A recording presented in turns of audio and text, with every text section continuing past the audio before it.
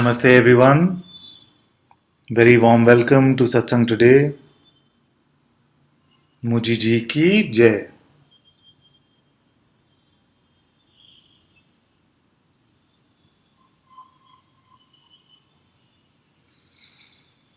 Thank you all so very much for joining in today. And if this is your first time here, the way to ask questions is through the chat window.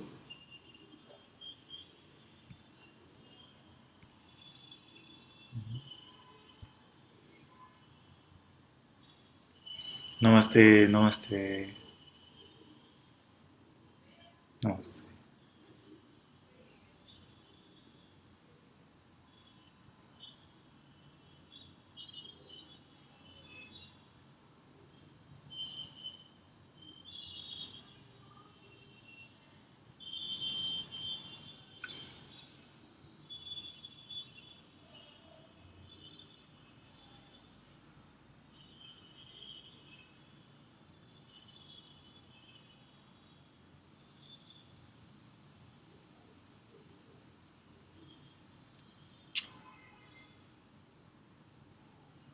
The simplest questions seem to have the most important answers.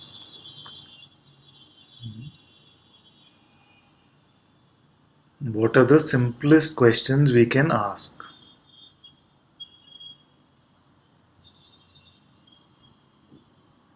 Maybe one of the simplest questions that any being can ask is, who am I? Who am I?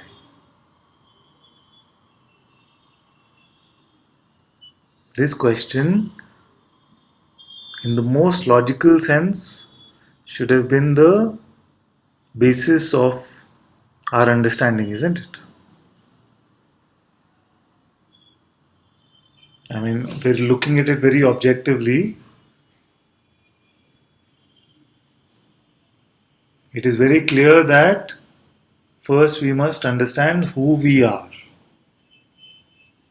before we would like to understand anything else. First, this self understanding must be there.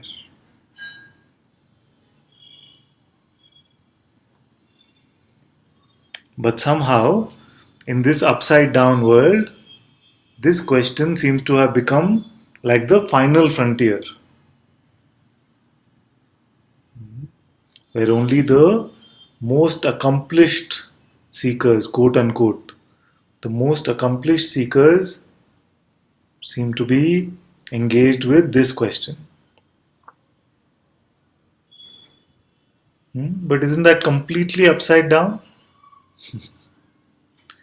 How can it be that so many beings just go through entire lifetimes after lifetimes without ever really questioning, who am I?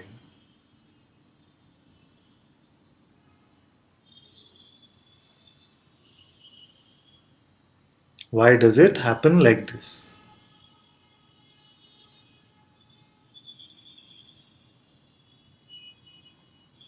It happens only because there is a hypnosis of the mind.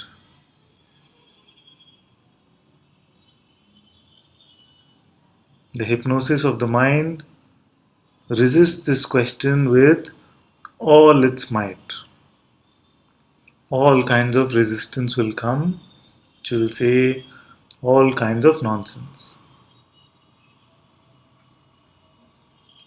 It will say, what will I get? First, tell me what I will get if I were to ask this question. It will say, nobody can find this answer.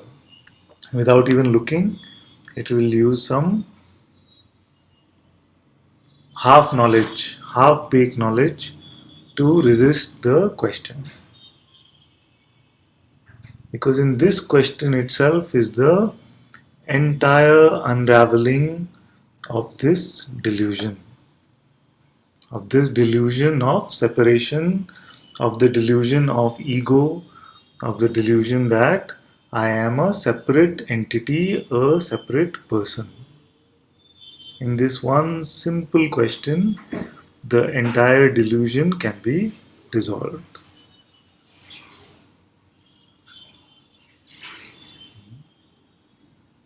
And yet we are constantly catering to an I. We are constantly catering to an I. But we never want to ask, who am I? All that we do is for me. The ego's mantra is, what's in it for me? All that we do is for me. Yet we never want to find out, who is this me?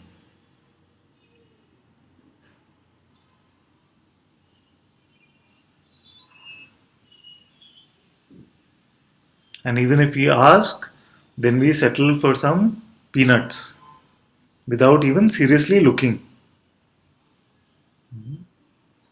The question is, who am I? We said that the simplest question, this simplest question has the power to dissolve the entire delusion. And all that we do is catering to this idea of a me. And we said the ego's mantra is, what's in it for me?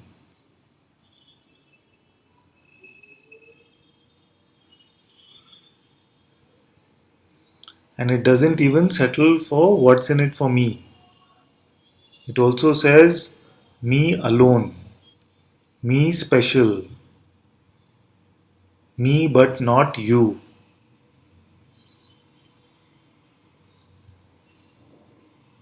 This is separation in its strongest form. What's in it for me and me first.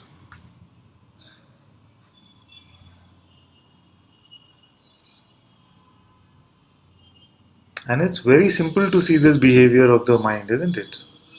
All you have to do, at least in India, all you have to do is get in your car and get on the roads. Everybody wants to get there first. And if someone comes in our way, we don't know anything about their circumstances. Maybe they are truly in an urgent situation. But that one becomes an object of our rage, an object of our anger. Because the me wanted to get there first. The me doesn't want to be slowed down. The me does not trust that all is happening only through the will of God.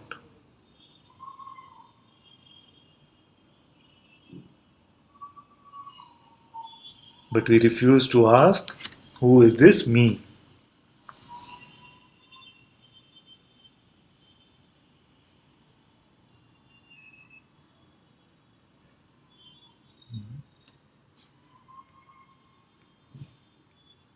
Okay, there's some chat, let's catch up. Ajnani said, yes, sun is rising from the west. Yes. Cornelia says, truly upside down. Yes. Atma says, yes, yes, very true, father. Very good. Zoe said, I missed the question. Yes, we answered that.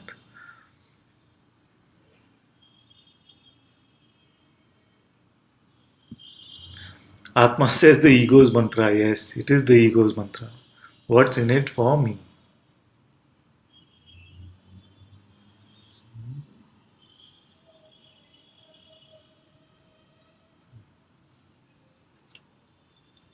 Lizelle, namaste. Ustreamer 8666 says the question is answered by the hypnotized mind, which has some knowledge of truth. It says, I am that. But that is just intellectual. how to go further than that. Very good, very good. Yes. We ask the question, and the mind itself immediately comes up with a response. And if the response is not pure resistance to stop the questioning, then it is based on some half baked concept. And it doesn't help to say, I am that. It doesn't help to say, I am God. Because it is only replacing one concept, that I am a person, with another imagined concept, that I am God.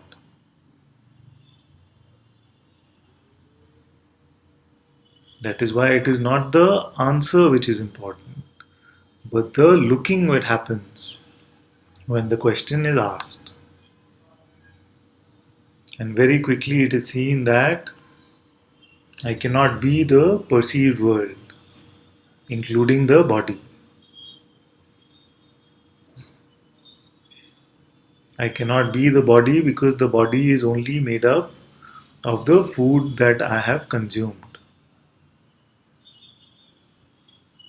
Also, very few problems which I seem to have in my life really pertain to the body. They seem to be problems of relationships, problems of money. The body is unconcerned with relationships and unconcerned with money. We say, so I'm not the world, I'm not the body. What else can I be? Can I be these thoughts which are arising and disappearing? Here for one instant, not here the next. Can I be my imagination, which also comes in this way, comes and goes? Can I be my memories, which are so unreliable? Every situation, most beings will remember differently. It is so unreliable. Can I be my emotions, which arise and they fade? 1 minute happiness, second minute sadness, with no predictability.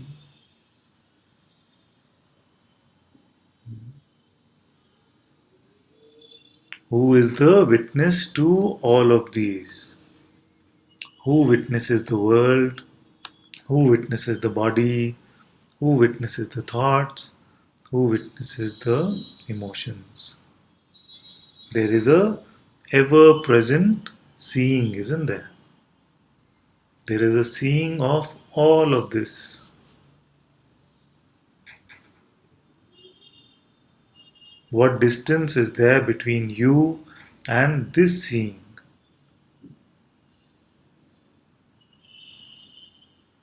We can all look at this. Even if you feel you know the answer already, just look again. There is a seeing of the entire phenomenal universe, external or internal.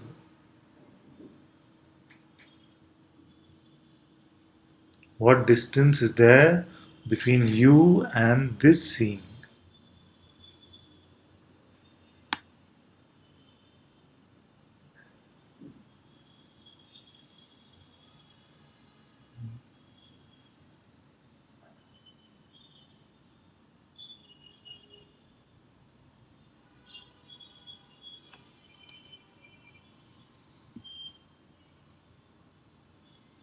So we can take a minute to answer this question. Does this seeing come and go?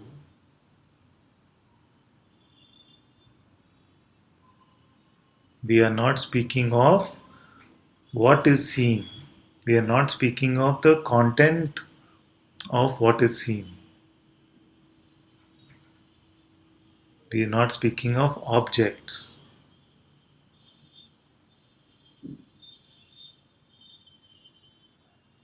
But there is a witnessing, there is a perceiving of all objects. Does this perceiving come and go?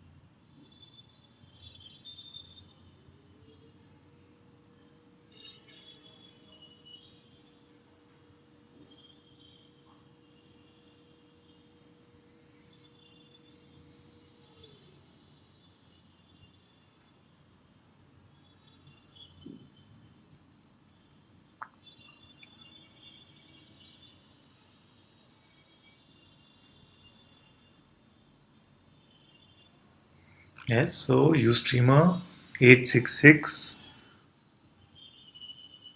I hope there is a little more clarity now.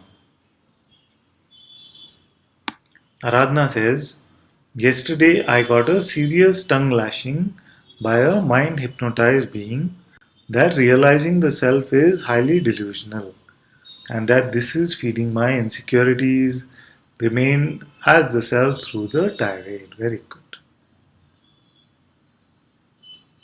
Because now, if we have stopped believing the content of our own mind, then why must we believe the content of another mind? And as simple as it sounds, this seems to be a challenge for some who come to satsang. That it's easy now to let go of all our ideas and concepts and beliefs, but with the relationships that are around us, we seem to have trouble letting go of their ideas. So that still seems to have some juice for us. Know that it is the same guy, as my master says, it is the same guy. It is the ego itself. So just like thoughts have been let go of, don't give juice to any thoughts which the seeming others seem to have. It is actually the same ego.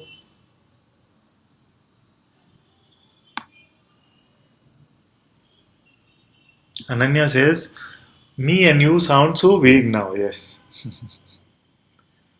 Yes, only in language. Only for practical conversations we use me and you. Shrikant says, okay, we missed one. Cornelia says, we do not ask because we assume that we know who is this I, me. Yes. The mind presumes an answer, and every time there's a slight inclination also to ask, to look, then it comes up with a standard, what is called a canned response. You can it can even be something very glorious. It can say, "You are consciousness, you are God," or a very popular one, "You are the soul." Hmm? So still coming from a person pretending to be any of these things. So Shrikant says, Ananta Guruji, one question. If we practice this principle and try to diffuse the ego, do you think it will be highly difficult to operate in practical world wherein sometimes you need to be demanding and cannot afford to have a unnourished ego, at least till accomplishing the inevitable transaction?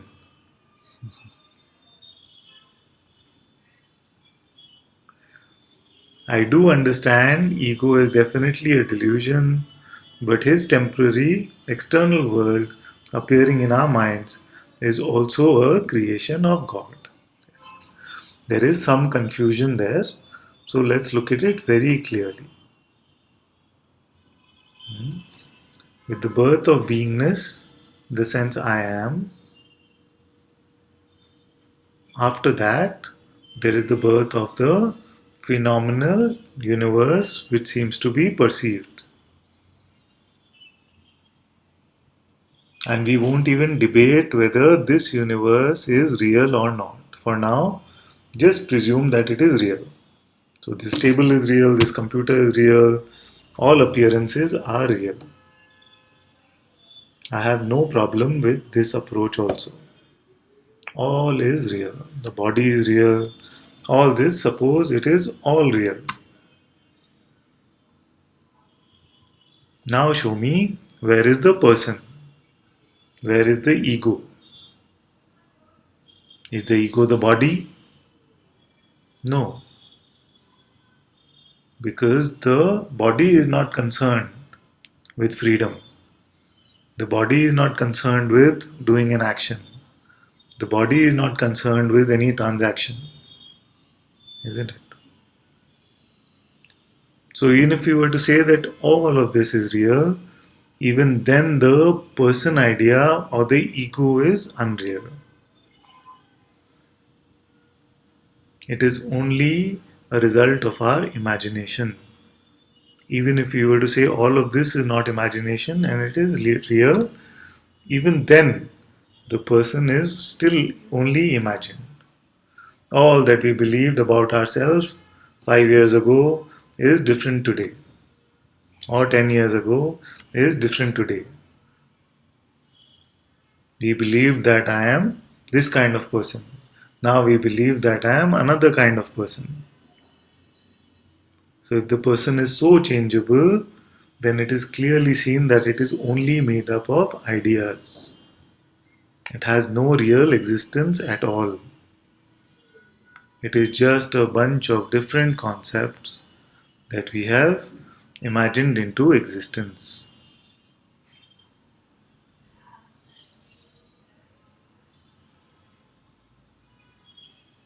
That's why I jokingly say, but actually there is something in that to say that the person is a second level of unreality.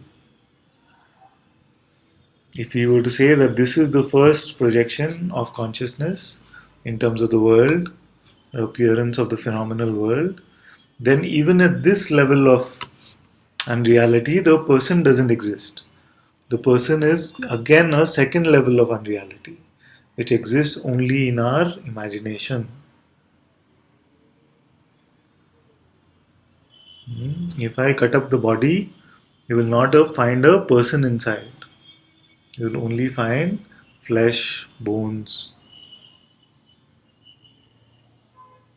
So, where is this person which wants to do something, it wants to accomplish something, it wants to fulfill its responsibilities, it wants to be successful in the world, it wants to maintain its respect, it wants so many things. But who is this one? Can you find first this one before catering to all its requirements? Before running on the treadmill, can you first find out where are you going? Who wants to be respected? Who wants to ensure that actions are happening? Whose responsibilities are these? And if you look openly with an open mind, you will come to the conclusion that this one never ever existed at all. It is pure delusion. And that is why we say it is the hypnosis of the mind.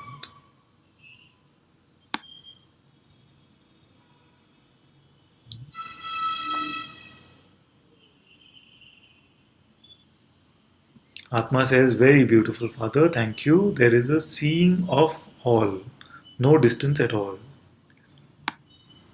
I am the seeing. Yes.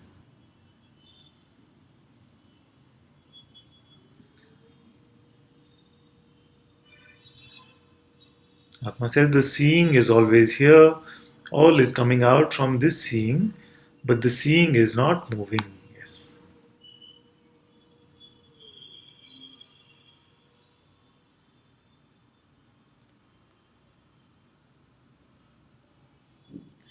Vivi says, no distance here. Yes. Zoe says, this perceiving is ever present. Very good. Jayani says, I am this seeing ever present. Yes. Shrikant says, my point is, this self realization requires developing a different competency, while the world demands a different competency to manage a country or manage a business. To realize the self is possible right now. I am not giving you a practice, I am not giving you any skills to develop, nothing to be learnt. All I'm saying is for one instant, don't follow your mind and see what exists here right now.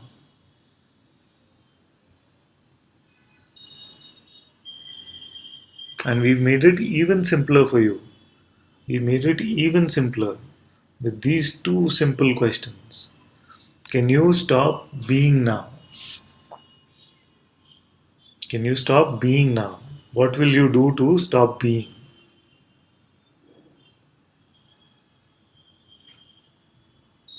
So this being is ever present, isn't it? The mind will not understand this. Don't struggle, don't work hard. The words are finding their place automatically. Can you stop being now?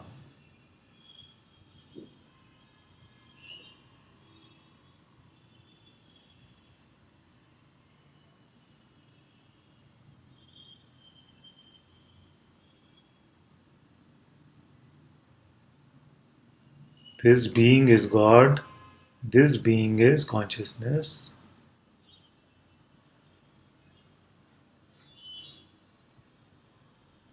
This being is I am. Nowhere you need to go, no competency to be developed, no skills required.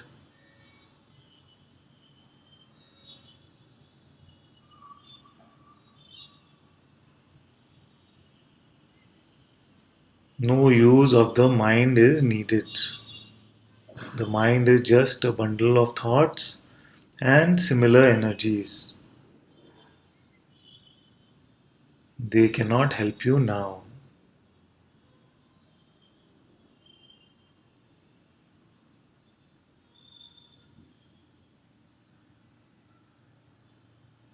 Can you stop being now?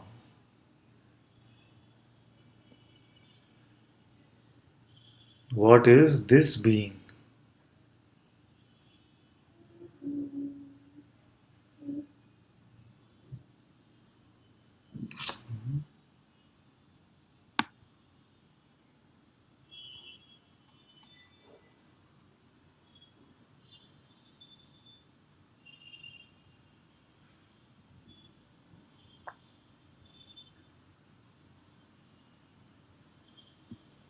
Zoe says, jump right up.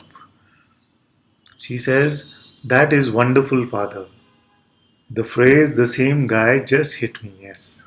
Sometimes we've heard these things before, but suddenly in satsang it just becomes clear what is being talked about. Very good. I don't believe my own ego anymore, so why believe anyone else's? Exactly. It is the same guy. The same guy. Ustreamer 8666 says, thank you, love. It is clearly sensed. The seer never comes, never goes. And I am that. But there is still a person here. It is sensed as an energy contraction. Please help me melt that. Okay. Firstly, let's examine your first part of your statement, which says that the seer is ever present. But we did not say that actually. We said that the seeing is ever present. There's an important difference in these two words. The seer presumes the presence of an entity which owns the seeing.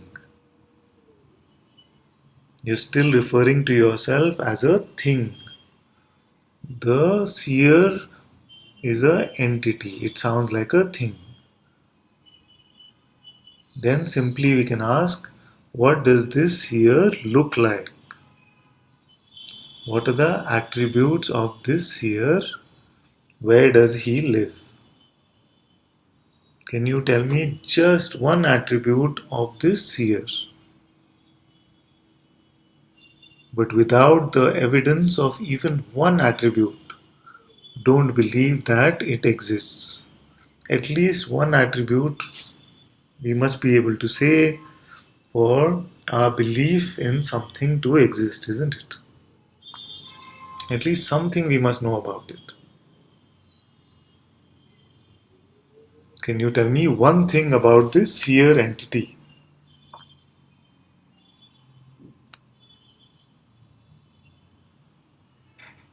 And why this is so important to see is that the person entity might be still getting some juice from the belief in the seer entity.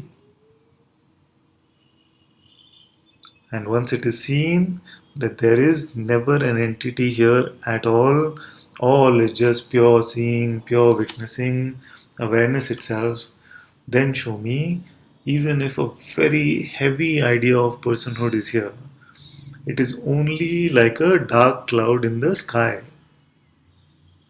The sky is untouched by whether the cloud is dark or it's very light. In what way is the witnessing touched by the heaviness of personhood or the lightness of being also?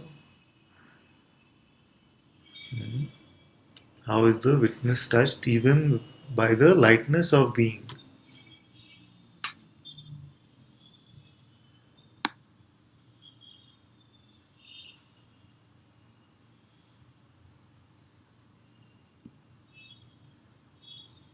And in this contemplation, it will melt the person idea because it will not matter. Once it stops mattering, then you'll find that no nourishment is going to it and it just dissolves with no expectations. Claire says, Dear Ananta, laying all resentment, me, it jumped up again. Where are we? Laying all resentment, me, attention seeking, neediness, wanting to be the best, most special, etc. at your feet. Very good, very good. I keep picking up this pile of suffering. Hmm? And in knowing this now, you will not pick up. And even if picking up happens seemingly inadvertently, then it can be thrown away in that moment. No guilt about picking up also. No guilt, no remorse, no regret about anything. Just in that moment, let go of your next thought. We made it so simple for all of you. You have no excuse now left to suffer. Only momentarily some suffering can come, but truly, if there is an openness in your heart to follow my words, you have no excuse now to suffer from anything at all. Yeah. You streamers, 758. Shrikant says, I cannot stop being now. But it is a silent watch. It may give peace, but how to meet the demands of duty? We are driven in the world despite ourselves. Yes. All these are just ideas and thoughts. You see that the person never existed, does not exist here. Then who has been doing all this work anyway? It is only a play of consciousness. God Himself is doing, and God Himself is experiencing. And God Himself is pretending to be a person and complaining about all of this. And God Himself is pretending to do this satsang to convince itself that you are not this person. This is the game that we seem to be playing. Hmm? So, in the game, my job is to tell you to let go of all thoughts. Let go of your next thought, not even all thoughts. Very simple. Let go of your next thought and come to your true realization of yourself. Then all these juicy thoughts of responsibilities, action, something to be done, I am doing, I must do this. It is not true. All is happening by itself. So, no doing or no non doing. Both are doing actually. The decision to do or the decision to not do are the same, which presumes that you are the doer. Just be in the state of pure neutrality, and you will see that automatically all has been happening. All has always been happening through the force of consciousness itself.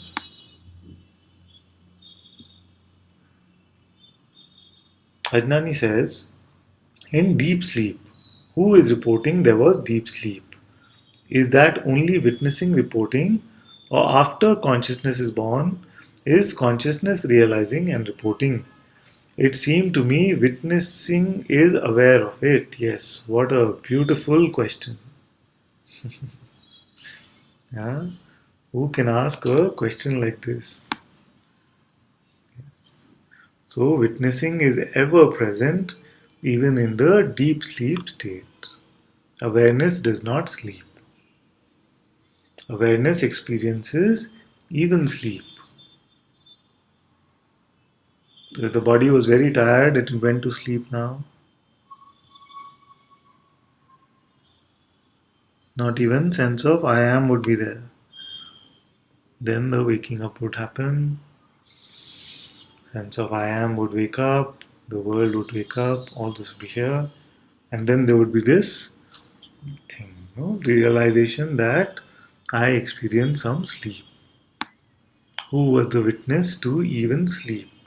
It is the same awareness which witnesses the waking state, is the witness of sleep also. Very beautiful. Ustreamer 8666 says no attributes, no entity. Very good. Seeing was meant. Yes, yes. Very good. Yes. And to this seeing, the heaviness of the person does not really matter.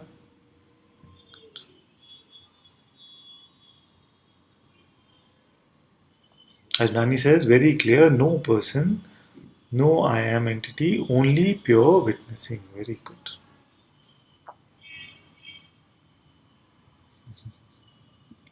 Kapil says there is a sense of losing the witnessing to the thoughts in between. The person also keeps coming back because you have made witnessing into a practice. You are referring to a particular state. You are referring to where the attention lies. You're talking about the content of attention. So if attention stays at home, then it seems to be a special state. But if attention goes to thoughts or to the external, any part of the appearance, then we say the state is lost. The state of witnessing is lost. But we are not talking about this state of attention. We are talking about the witnessing. Who witnesses the thought? Can there be a thought without the witnessing? Can there be a thought without you? Without awareness?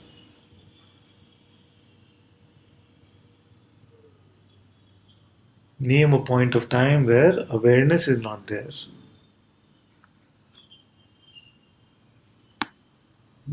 It cannot be. Because first you must be there, and then all phenomena can arise within you. Ustreamer 8666 says, thank you, thank you, thank you. Very welcome, my dear. Very good.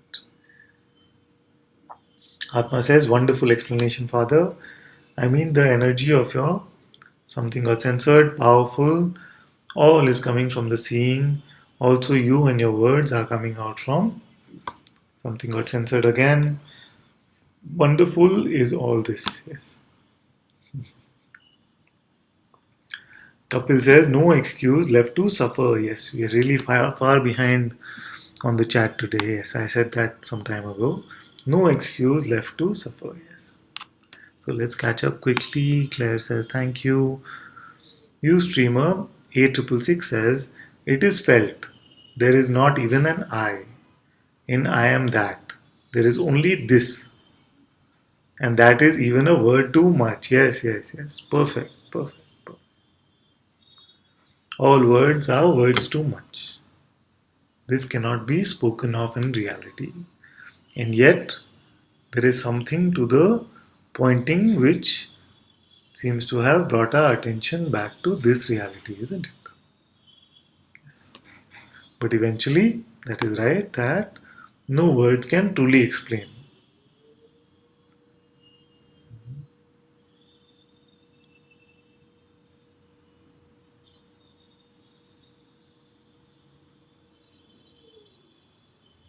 Suppose we accept I am not the doer. If we resign to the present moment, is there no need for self control? Yes. But who is this I? Who is this we who should accept? Who is this one? Find this one. Introduce this one. Don't hide behind this I. Don't believe what this I is saying. Expose who is this one. Where does it live? What does it look like? Is it not just a mental idea? Is it not just your own idea about yourself? Who are you referring to when you say I? That was the theme for satsang today. The simplest question, who am I? Don't let the mind convince you that, oh, I know the answer. This is that. I am that. Means nothing. Once you have truly looked, your words will have the perfume of your looking. Your eyes will carry the light of this seeing. So don't settle for the mind's answer to this question. Just find it now. Who are you now? Who is this I who is saying all of this?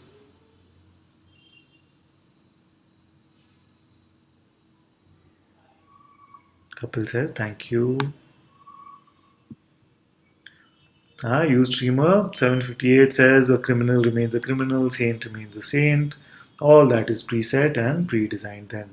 You don't worry right now about all of this. You find out first who you are before you can comment on the others and who they are. First, truly find out who you are. Who is this one?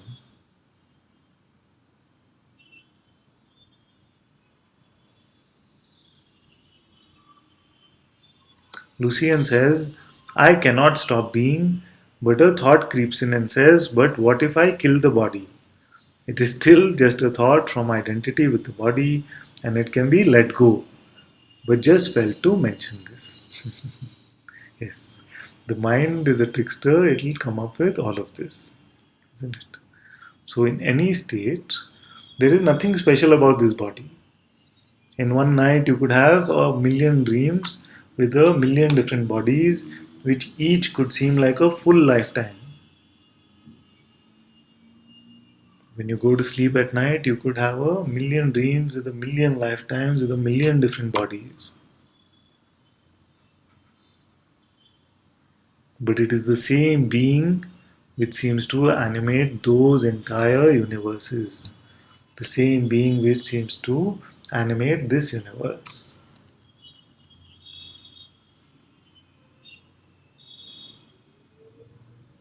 What is the difference between the sense I am in a dream and the sense I am in this waking state?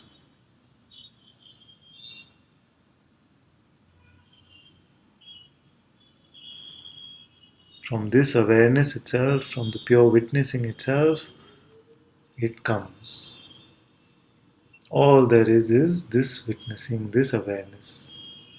Body or no body will also be witnessed by this awareness. Sleep or no sleep, dream or waking, all there is the eternal witnessing of all of this.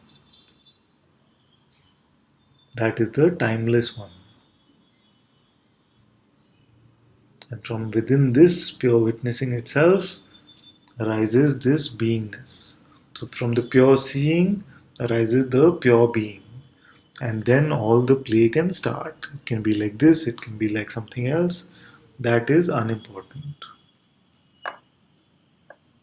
But what you can say in the waking state or the dream state is that this being cannot be stopped. And the ultimate question is the simplest question. The ultimate question which shows you your own absolute true nature is the simplest question. Am I aware now?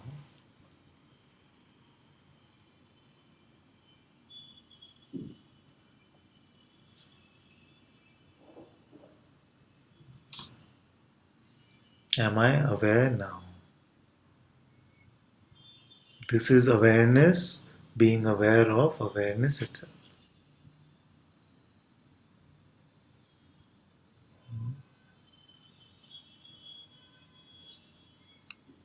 Ustreamer 8666 says,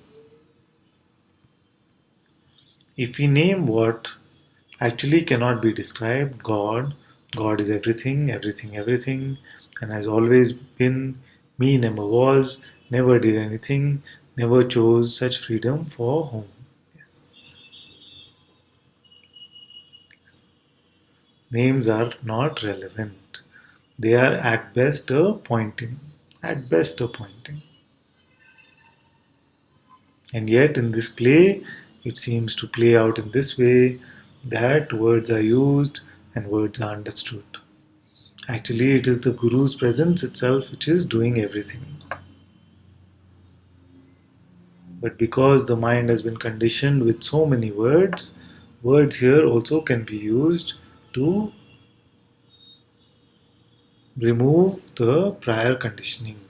As Bhagwan said, we use concepts as thorns to remove other thorns and then throw both the thorns away. We don't hang on to the newer concepts, we throw even those away. It is just a thorn being used to remove the other thorn, and then both are thrown away.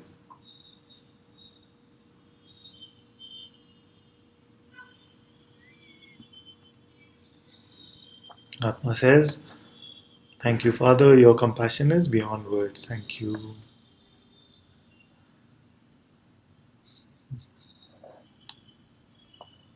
Cornelia says, yesterday I was very sick, and I said that if I did not realize the pain and anxiety, it was very good. I wanted only to dissolve into oblivion and feel nothing. I watched the whole drama, but only in total acceptance I was able to dissolve in. Yes. Total acceptance means not even a resistance to the pain which is arising. That is total acceptance. And we cannot fake it. We cannot use it as a band aid.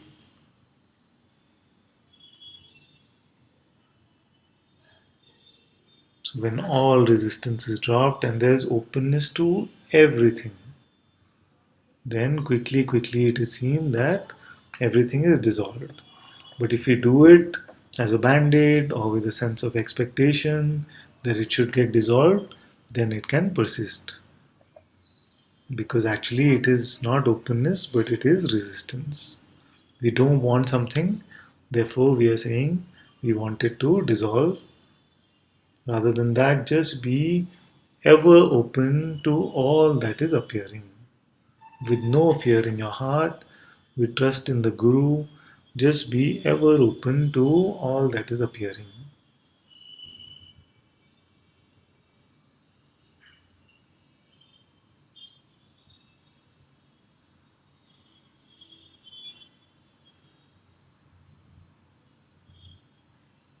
Atma says, Namaste Anantaji.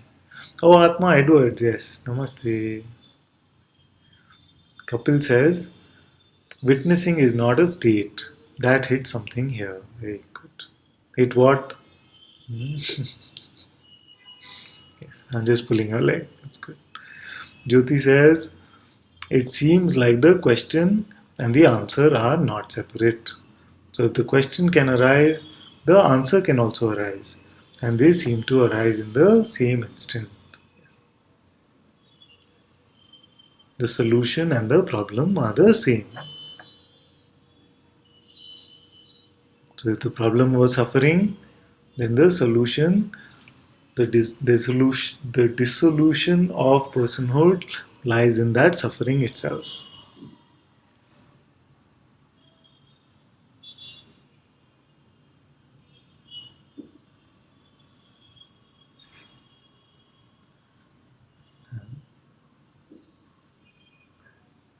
To use Prima, Shrikant says, so Swamiji, is it right to understand that all that is all automatically driven and to be just surrendered to the present moment, God's will or whatsoever?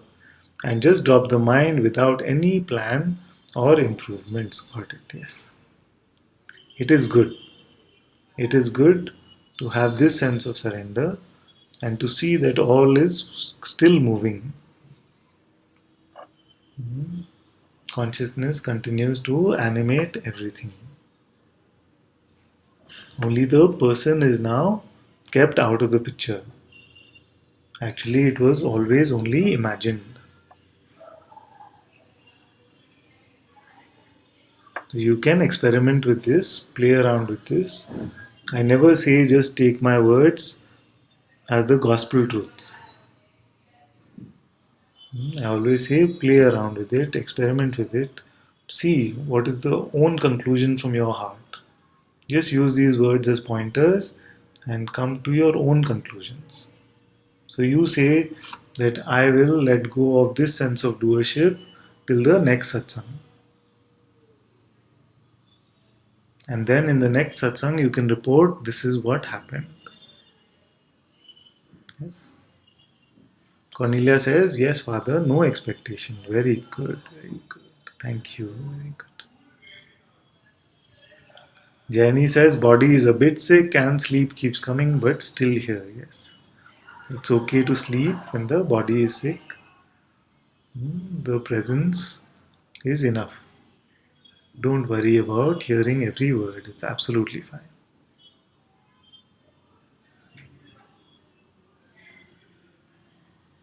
You can only sleep in the presence of that which you trust.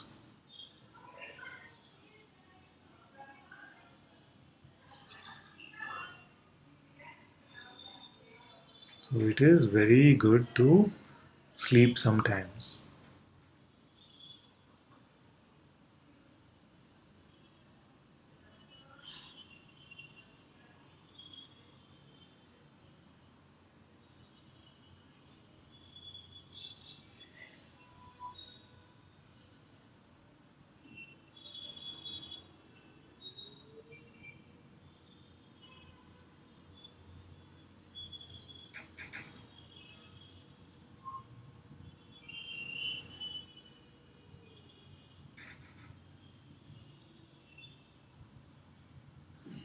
Ustreamer 8666 says, heart is burning and pounding.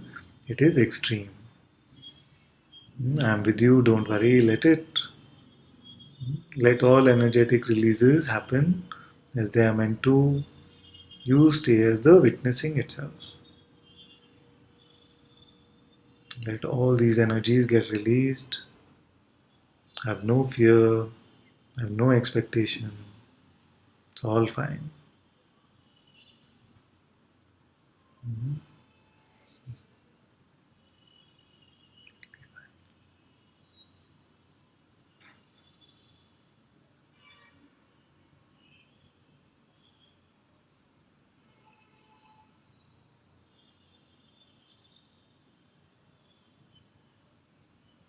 Ustreamer 758 Shrikant says, definitely you are leading us towards truth.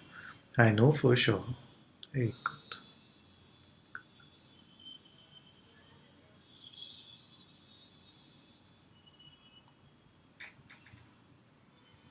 Amaya says, thank you. Simplest question. Am I aware now? Yes. And for this satsang, very welcome, my dear. Jyoti says, thank you. It is beautiful when you look at us like that. Yes. I've been doing that some more since I got this feedback, isn't it? Zurium is also here. Very good. I love you so much, Father. Very good.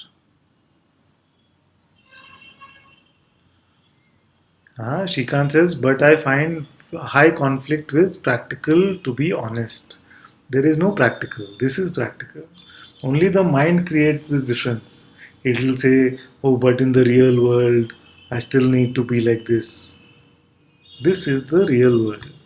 We are not talking about something unreal.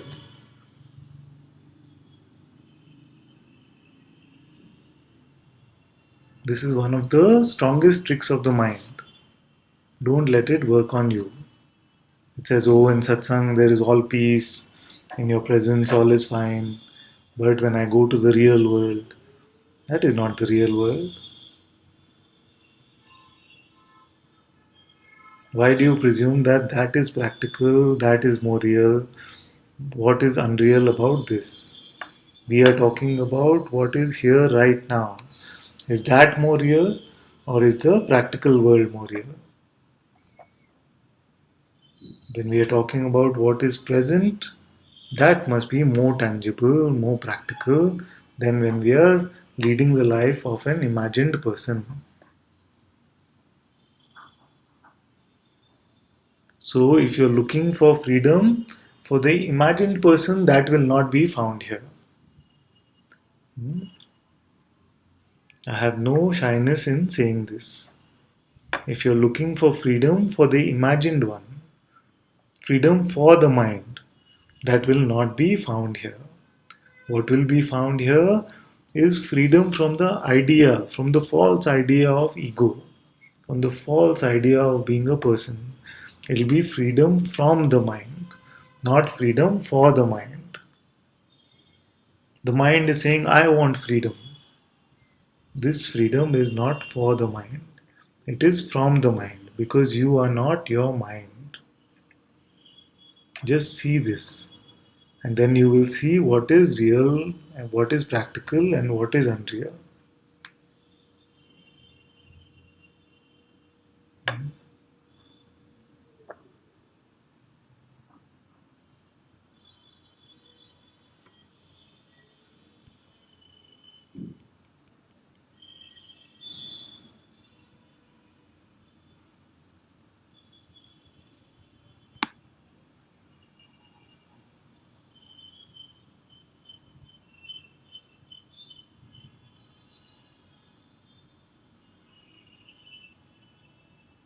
Maya says, yes, looking at camera is like being at live satsang and so beautiful. Yes, thank you.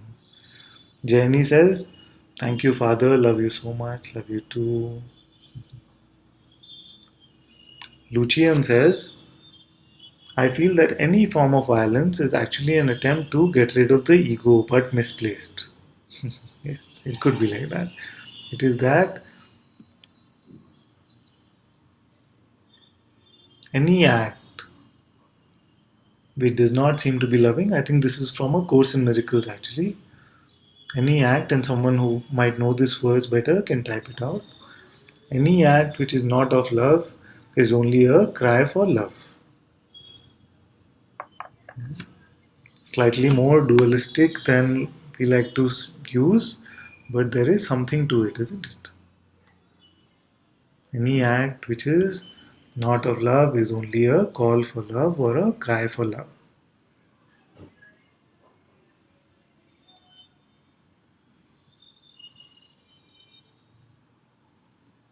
Ustreamer758 said, no, I never said this satsang is unreal.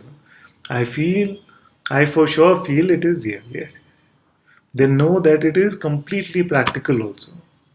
Don't let your mind confuse you by saying this is practical or impractical. What we speak for me is completely practical. Everyone must find out who they are before they can do anything else. Isn't that completely practical? Why run around do so much without knowing who you are? First find out who you are, then you can say that I am doing all of this. That for me sounds like the most practical question actually. Ustreamer8666 says, Ananta, your presence is felt from India to Denmark. Yes. Thank you so much. This presence, this love is actually melting a lot of energy contractions. Yes. Time and space are born from within this presence itself. So no space is too much for this presence. You could be sitting on Jupiter, but if you have an open mind, then this presence will reach you. Actually, the presence is ever present. It's only that your attention is with that presence now.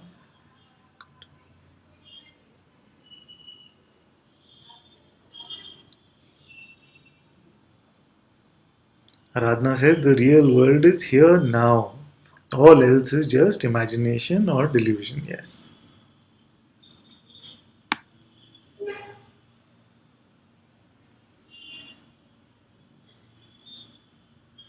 Thank you, beloved Gurudeva. Very welcome.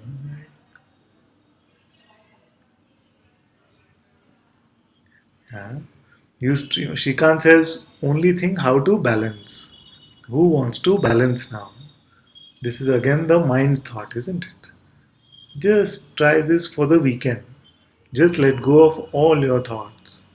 Let go of all your thoughts. In the weekend, no work, also nothing, no responsibility. Just let go of all your thoughts. Then you see what balance is required. Ajnani says, Ananta, after satsang sessions, everybody says to me, what have you done with yourself? You are very differently shining. You must have done something. Yes, yes, it appears that way, isn't it? So much glow, so much presence, so much shine appears even in the physical realm.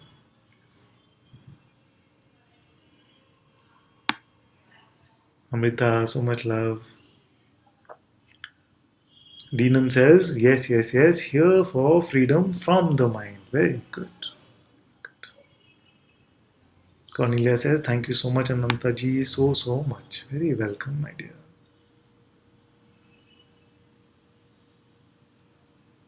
Shrikant says, however, thank you very much, Guruji. You are definitely pushing us close to the real self. Yes, very good.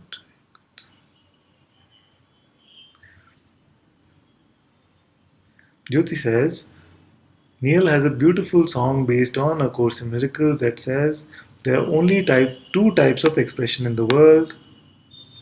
Everyone is giving you love or calling out to love. Very good. I'd love to hear this. So if you can send us a link, we would love to hear this from beloved Neil. Very good. Rashmi says, thank you so much, dear Ananta and Sangha. Very welcome, my dear. Good, good, good. Shrikant says, so till we know who we are, we will not know our purpose. Yes. It's like somebody knocks on your door. Somebody knocks on your door and says, can you show me? This person knocks on your door and says, can you show me all your official identification? Can you show me your, you know, PAN card or in the US social security number, some identification? So you will first ask, no? Won't you ask, who are you? So that you understand its purpose. Or will you just give your papers to someone who you don't know who they are? You will not. So their purpose is to get your identification papers, but what is relevant to this is who they are, isn't it? So before you have a purpose, you must be clear about your true identity. Otherwise, whose purpose would it be?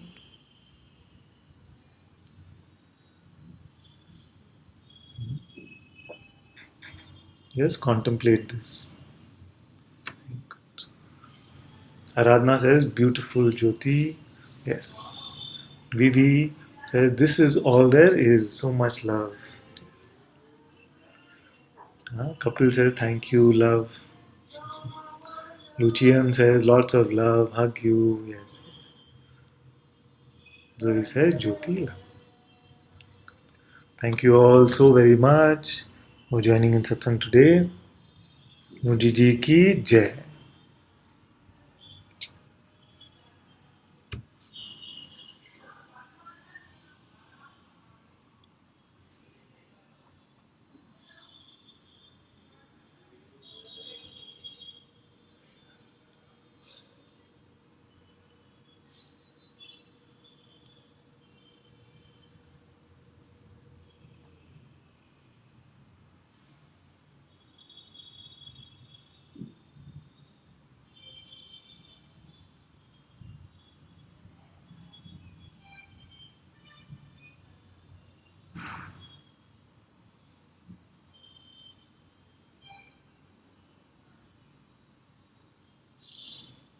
Thank you. Thank you all so very much. Love you all so much.